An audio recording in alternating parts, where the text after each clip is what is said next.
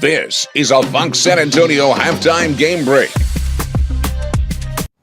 Good evening, everybody. Thank you for catching us on YouTube. I'm Jordan Elder, and as you can see, we're doing something a little bit different tonight. You're going to be able to watch Fox News at 9 live here on YouTube during the World Series. We're also going to have an extended newscast for you live right after the game on Fox SA.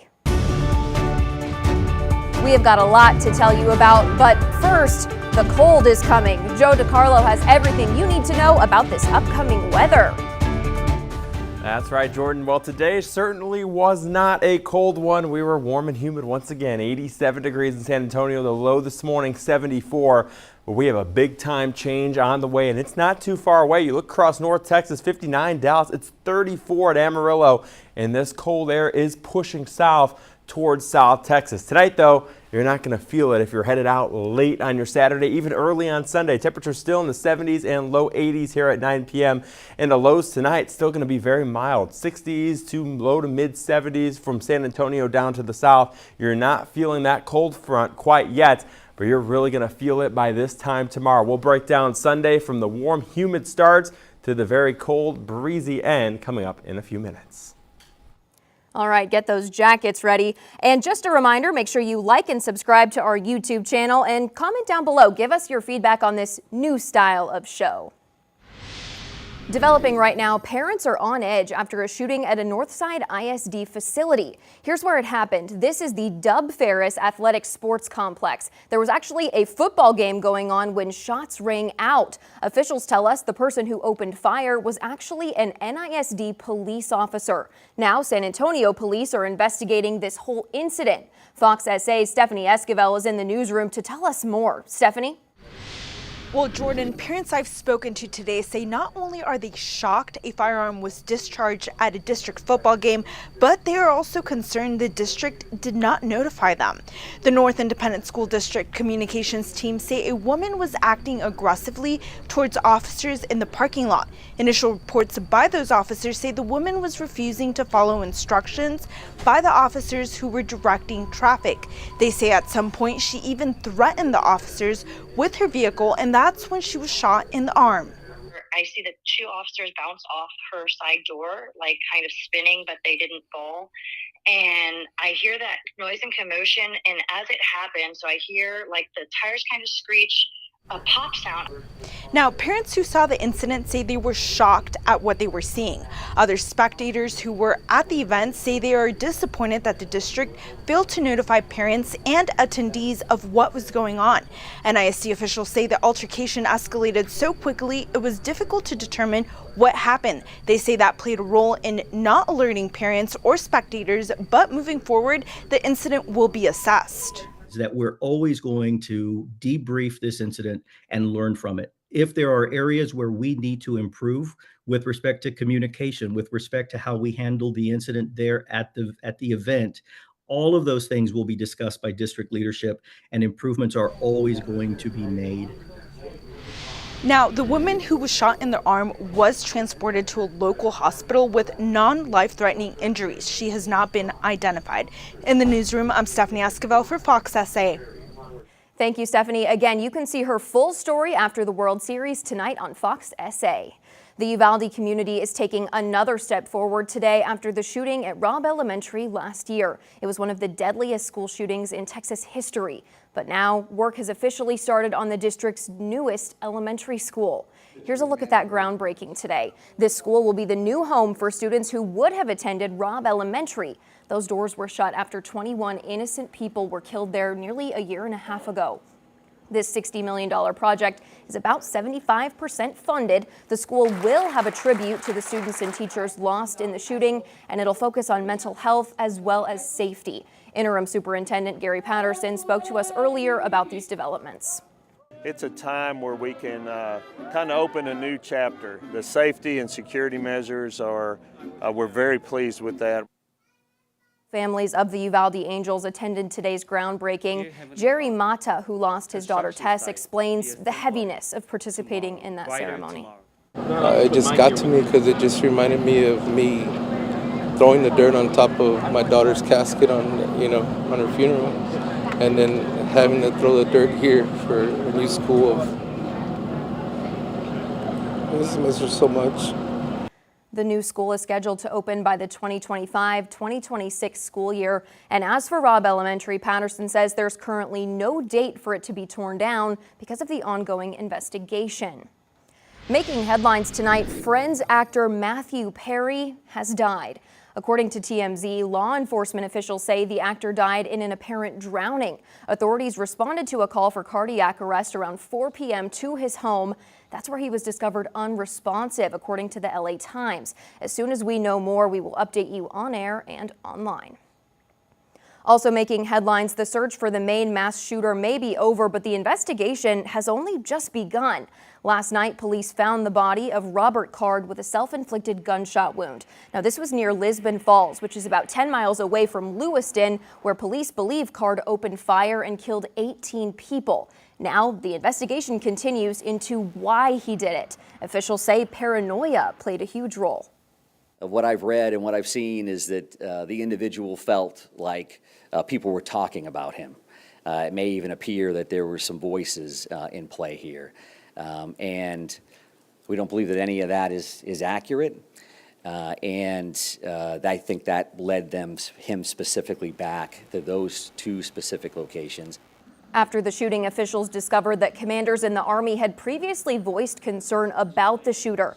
That's leading to tough questions about Maine's yellow flag law. It lays out several required steps before a weapon can be taken away from someone who poses a danger to himself or others. Card was institutionalized for 2 weeks this summer, and questions are still swirling on how that law was or wasn't used. Police still don't know his motive for the shooting. Investigators will be at the bar and bowling alley through this weekend.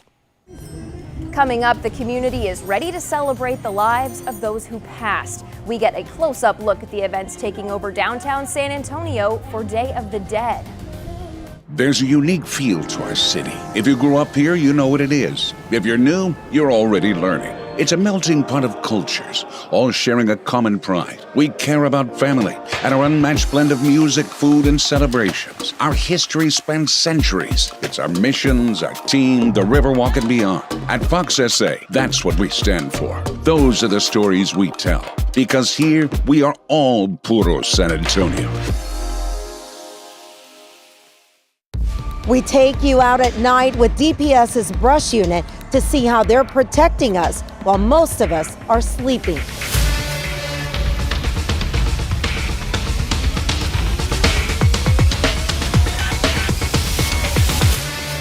Yami Virgen investigates Tuesday.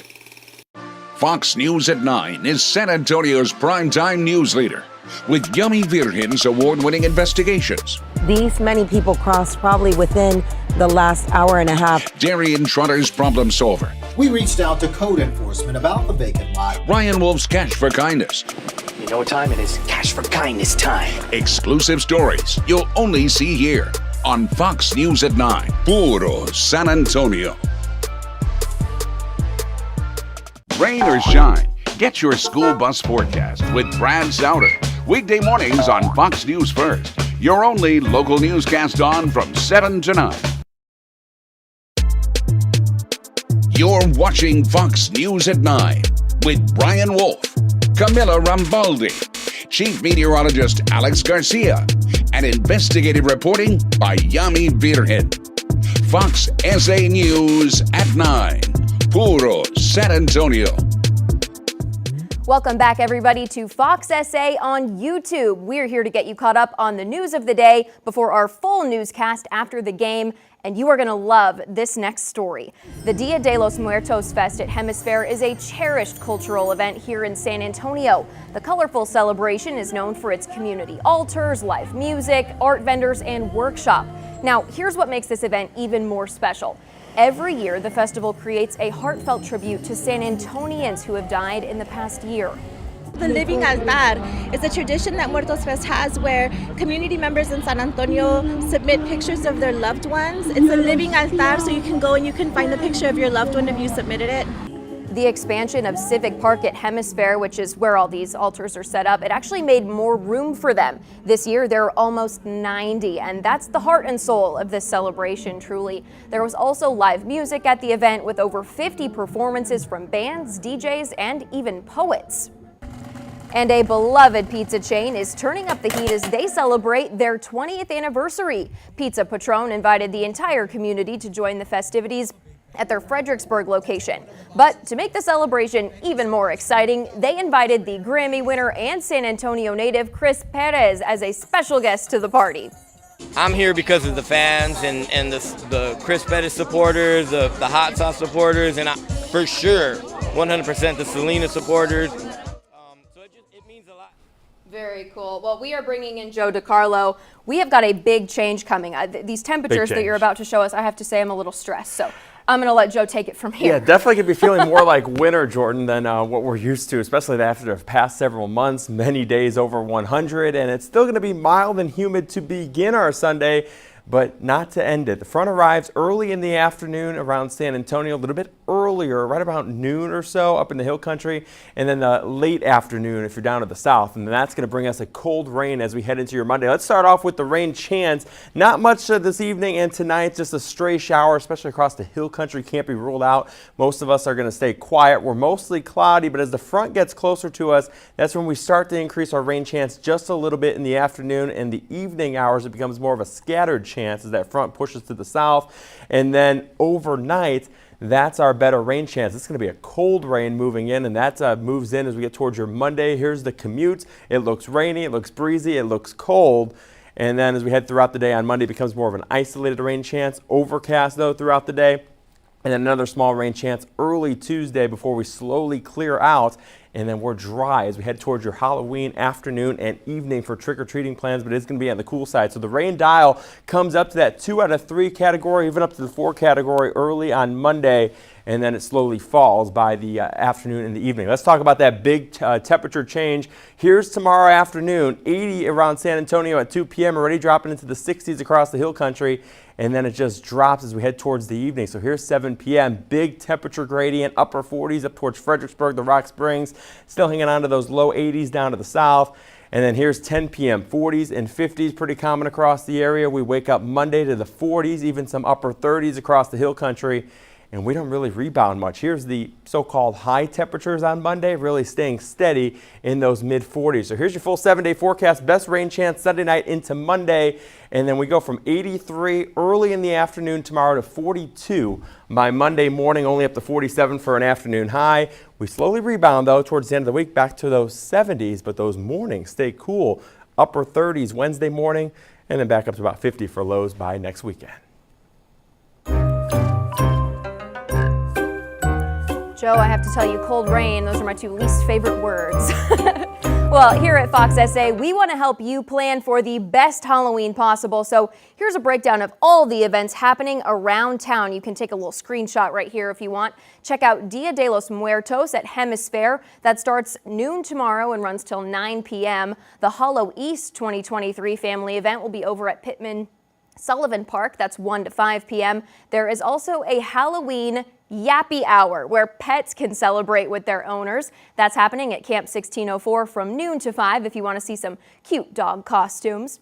On Monday, Sea Life San Antonio will host Tricks and Treats from 10 a.m. to 5 p.m.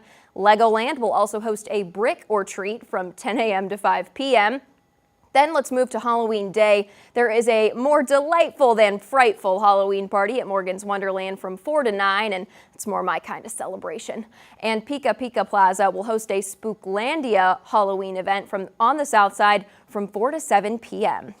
Well, it would not be a holiday without some pictures of these sweetest NICU babies from Christus Children's. Getting into the spirit, look at this. How precious. The tiniest little costumes. There is a little gumball machine. Look at that. There is an Elvis, a Spurs player, which is fitting for this time of year. Look at that little ice cream cone. Barbie, obviously. UPS. Oh my goodness, a little police officer. How cute. Oh, this is my favorite tradition. The hospital will also celebrate Halloween on the actual day with its patients who can't go trick-or-treating. They're going to allow them to do it through the lobby. And speaking of Halloween, we would love to see your Halloween pictures. You can show us your costumes, your kids' costumes, your pet costumes, whatever you want, really. Just go to foxsanantonio.com and click Chime In. A weekend in October means a busy weekend in the world of sports as well. Matt Roy joins us now with a look back at the Spurs' historic win last night and UTSA's game today against East Carolina. Well, in case you missed it last night, it was a true coming out party for Victor Wembanyama and the San Antonio Spurs. First and foremost, they won the game in overtime against their rivals, the Houston Rockets. Secondly, Victor was truly phenomenal. Just look at these highlights. I mean, come on. His first NBA win, his first NBA double-double. And lastly, the team was competitive and trying to win in the fourth quarter, something we didn't see much last year. Was it perfect? No. But was it a good sign? Absolutely. A win is a win, but yeah, it shows that we got a lot of room to grow as a team. We got better and better as we adjusted to their physicality. The ball moved better. Our defense improved a little bit, but we were pretty ordinary for about 2.5, 3 quarters, I thought. And it kicked into gear. Next up for Wemby and the Spurs, it'll be their first road trip of the season. They head west to face the Clippers and Kawhi Leonard. That's Sunday on NBA TV. How about the UTSA Roadrunners? Well, they're back in the Dome today against East Carolina. First quarter, Frank Harris to Tyke Ogle-Kellogg. That's an easy score for him.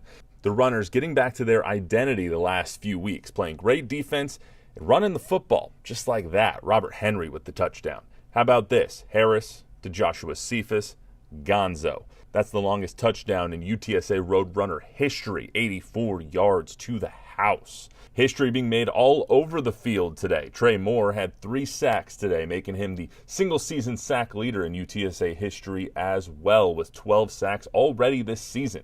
Remember what I said about great defense? Yeah, I meant it. Dude was on fire, and so were the Runners. They win 41-27. So much going on today. Be sure to join us after the World Series game. I'll have everything for you on Max Sports. For now, I'm Matt Roy. Back to you guys. Thank you, Matt. It is time to check out the stories trending right here in San Antonio. Here's what you've been checking out on FoxSanAntonio.com. The top story right now is about a restaurant owner in North Georgia who says he is fed up with families with unruly children. So much so, he's actually charging the parents more money if their kids act up. That surcharge, $50. The owner started this during COVID and said he never threatened to use it. That is, up until a couple of weeks ago when a family of 9 children showed up. He says the kids were running all over the restaurant, but he said he never charged that family, just gave them a warning. Still, parents have very different feelings about that extra fee. This is the first time I've heard of that, and having a 20-month-old who maybe isn't the best behaved at a restaurant, I'm hoping that I don't get charged. At the same time, we've all sat next to tables where, hey, do something with that kid. So I think it's really more on the parents. If you want to stay in the know, we can help you, obviously. Just download our free app, search KABB in the App Store. That's all for now, but don't forget, we're going to be live again right after the game. We're also going to do all of this again tomorrow at 9 right here on YouTube. Again, thank you for joining us. We hope to see you again after the game tonight, and hopefully the Rangers turn it around.